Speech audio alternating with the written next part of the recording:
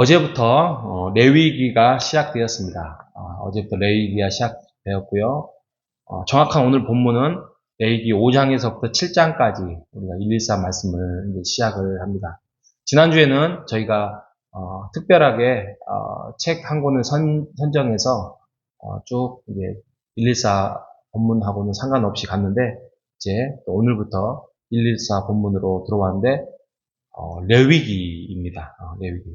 성경에서 레위기가 그렇게 참 읽기가 쉬운 부분이 아닙니다. 근데 읽기는 쉽진 않지만 레위기가 담고 있는 그 깊이와 내용은 너무나도 중요합니다.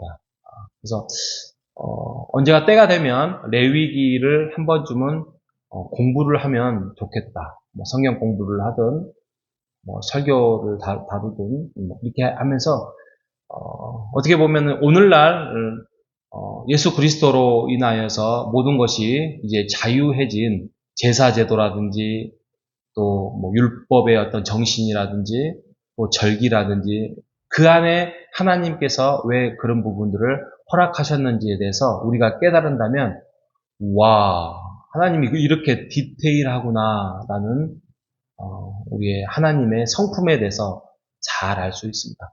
뭐 크게 말하면 우리가 하나님께 찬양을 하든 또 죄에 대한 회개에 대해서 기도를 하든 뭐 이런 것들을 다 우리가 어디에서 하죠? 보통 예배 안에서 하죠. 기뻐하든 슬퍼하든 회개를 하든 우리가 드리는 예배 안에서 모든 것들을 할 수 있잖아요. 그런데 구약 시대에는 제사 제도가 다 달랐습니다. 그죠? 우리가 뭐 흔하게 말하면 번제, 소제, 화목제, 속건제, 속제제 하면서 그때마다 다 달랐다는 것이죠. 그래서 레위기를 크게 말하면 거룩이에요. 거룩. 아이고 하나님은 거룩하시니 우리는 거룩하지 못해서 무섭구나가 아니라 하나님이 성품이 거룩한 분이기 때문에 하나님의 자녀들도 하나님의 백성들도 거룩하게 살기를 원하세요. 그런데 거룩하게 못 살죠.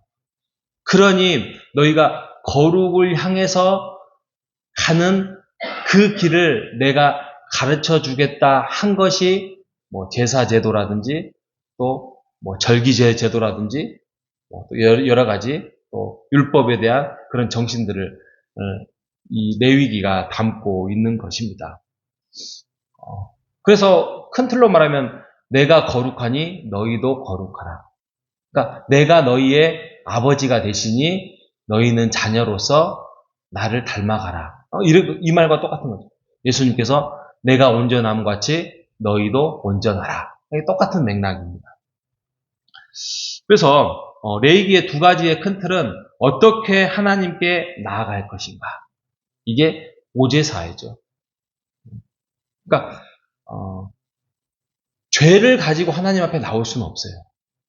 그것을 해결을 하고 하나님을 만날 수 있고 하나님과 함께 할 수 있는 건데 이것을 제거하는 방법이 하나님께서 만들어 놓으신 방법이 제사제도였다. 이렇게 생각하시면 되고 그리고 이제 모세와 함께 가나안을 이제 향해서 광야를 다니면서 하나님과 동행하는 법, 하나님의 성품이 들어있는 법을 순종하는 방법이 7절기였어요.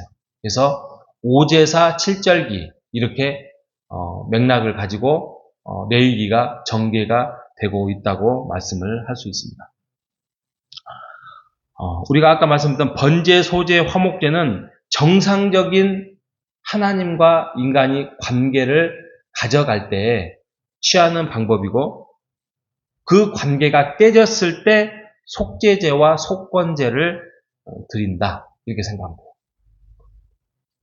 그래서 뭐 번제, 소제, 화목제는 이제 어제 주일이었지만 그 본문이 1, 2, 3, 4장에 다루어져 있고 오늘 본문 5, 6, 7장은 속죄제와 속건제를 다루고 있습니다. 속죄제와 그래서 속죄제는 뭐냐면 죄를 범했어요. 그러면 속죄 받아야 되잖아요. 그래서 하나님과 관계를 계속 유지하면서 하나님이 우리와 함께 머물 수 있는 방법. 아니, 반대로 우리가 하나님께 나아가서 하나님과의 관계에 머물 수 있는 방법을 해결하는 것이 속죄제다. 이렇게 생각하시면 됩니다.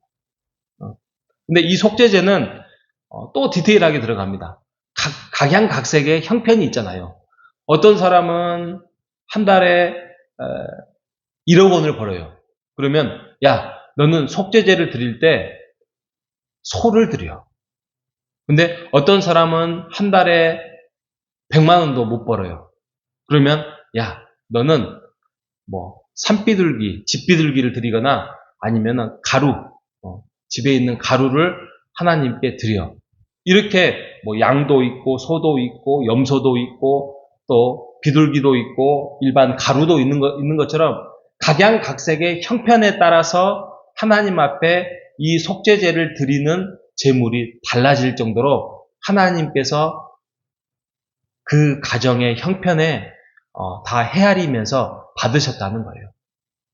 그런데 만약에 아까 말씀드렸던 한 달에 1억 원을 번 사람이 아까워서 하나님께 드리기를 아까워서 아유 내가 소 한 마리가 얼만데 요즘 소 한 마리 얼마예요?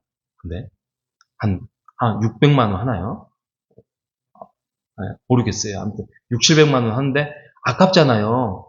그거 다 태워야 되는데 그러니까 나는 비둘기 드릴래. 이것은 제사가 아니에요. 왜냐하면 하나님이 받으시는 것은 동물이 아니라 제물 자체가 아니라 그 제사자의 그 마음이에요. 하나님과의 정말 이 죄에 대해서 얼마나 가슴 아파하고 뉘우치고 회개하는 마음이 있느냐. 하나님과의 그 관계를 회복하려는 그 마음으로 너희가 다가서고 있느냐. 이것을 하나님께서 아시는 거지. 아니 하나님이 소의 제사를 드려서 그걸 받으셔서 드시겠습니까? 그 향기를 오래 태운다고 해서 하나님이 기뻐하시겠습니까? 하나님이 원하시는 것은 그 죄를 지은 백성들, 자녀들이 하나님 앞에 어떻게 하면 그것을 뉘우치고 하나님 앞에 돌아와서 온전하게 하나님과의 관계를 개선하고 또 그 삶을 회복시켜서 나가느냐가 중요했던 것입니다. 속건제도 마찬가지예요. 속건제는 한마디로 말하면 탐심 금지예요. 다른 사람의 물건을 욕심이 나서 예를 들면은 어떤 집에 딱 갔는데 집이 10만 원이 딱 있어요. 그래서 딱 훔쳐갔어요. 그런데 이게 들통이 났어요. 그러면 미안해, 죄송해. 그래서 10만 원을 딱 내놔요. 근데 그럴 수 없어요. 왜? 그것도 죄이기 때문에. 그래서 그 사람에게는 12만 원을 내야 돼요. 5분의 1을 더해가지고.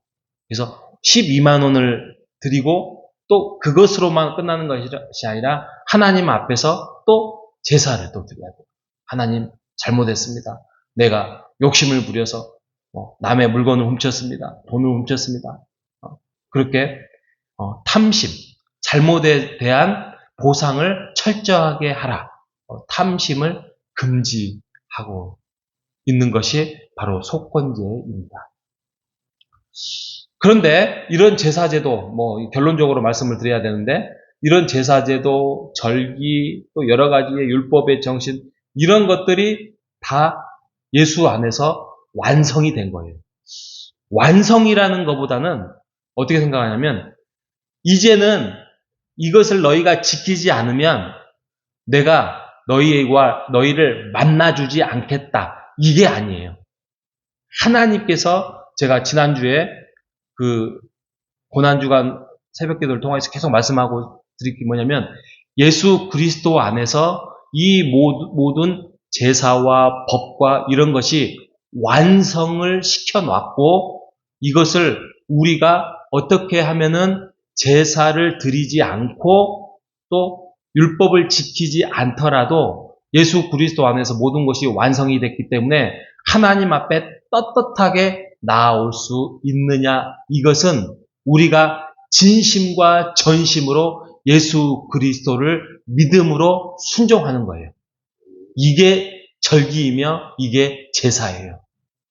예수님 앞에서 내가 정말 사랑의 마음으로, 내가 죄를 지을 때 하나님이 어떤 기준을 정해놨던 안 정해놨던 내 마음의 양심의 가책이 느껴지고 하나님 앞에 온전하게 서지 못하는 죄가 우리가 지을 때가 있잖아요. 근데 이것을 내 안에 계시는 성령님으로 인하여서 깨닫게 해주신다고요. 아, 이거는 하나님이 슬퍼하실 건데, 하나님이 좋아하지 않을 건데, 라는 마음으로 우리가 제사제도에 5분의 1이 나오고, 번제가 나오고, 또, 속죄제가 나와서 어떤 제물을 드리고, 이런 것들은 다 사라졌지만, 그 죄에 대해서 우리가 뉘우치고, 회개하고, 돌이키고, 하나님 앞에 다가설 수 있는 것은 어디에 모든 것들이 포함되어 있다? 예수 그리스도 안에 우리가 믿음 안에 들어가 있는 거고, 그 믿음은 언제나 뭘로 나타나냐면 순종으로 나타난다는 것이죠. 그 순종함으로 우리가 하나님 앞에 다가설 때에 하나님께서 그것을 받아주시는 거예요. 그게 크게 말하면 예배로 나타나고 작게 말하면 우리의 기도로 나타나는 것입니다. 여러분, 자유함을 누렸다고 해서 죄를 지어도 이제는 다 용서해 주신다가 아니에요. 이제는 그 자유함이 복잡했던 그런 제도가 자유해진 거지, 그 죄에 대해서 문제 해결은 우리가 이제는 제사장으로서 우리가 하나님 앞에 늘 해결할 수 있는 자격이 가지고 있는 거예요. 그래서 우리가 제사장으로 부름을 받은 거 아닙니까?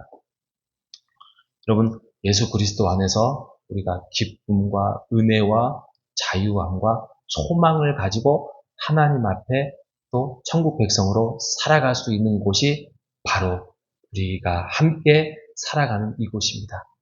우리가 하나님의 은혜 가운데서 이번 한 주도 부활절은 지났지만 그 부활절을 어제 말씀처럼 잘 기억하여서 그 부활절의 승리와 기쁨과 감동을 늘 잊지 말고 소유하면서 우리가 어둠을 몰아내고 선한 하나님의 자녀로서 살아가는 오늘 하루 되시기를, 이번 한 주 되시기를 주님의 이름으로 축복합니다. 하나님 감사합니다. 오늘부터 어제부터 우리가 또 레위기의 말씀을 접했습니다. 하나님, 예수 그리스도를 만나고 예수의 부활을 맛보고 예수님 안에서 교제하고 살아보니 구약시대의 이러한 절기의 모습들이 얼마나 하나님께서 디테일하고 또 죄에 대해서 얼마나 싫어하고, 하지만 그 하나님이 창조하신 사람에 대해서 얼마나 사랑의 마음이 들어있는지를 다시 한번 깨닫게 하게 하는 오늘의 아침입니다. 하나님, 우리가 죄에 대해서 예민하고 민감하지만 결국에는 예수 그리스도 안에서 자유함을 누린 것은 결국에는 그 죄를 예수 그리스도의 피로 인하여서 모든 것이 용서되었음을 우리가 믿고 늘 하나님 앞에서 온전한 모습을 향해서 살아가겠노라라고 고백하며 살아가는 이번 한 주가 될 수 있도록 인도하여 주시옵소서. 살아계신 예수님의 이름으로 기도합니다. 아멘.